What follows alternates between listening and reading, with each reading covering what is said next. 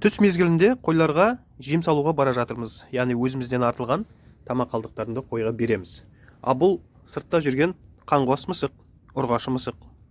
Бұл да өзінің ризығын жеп жатыр.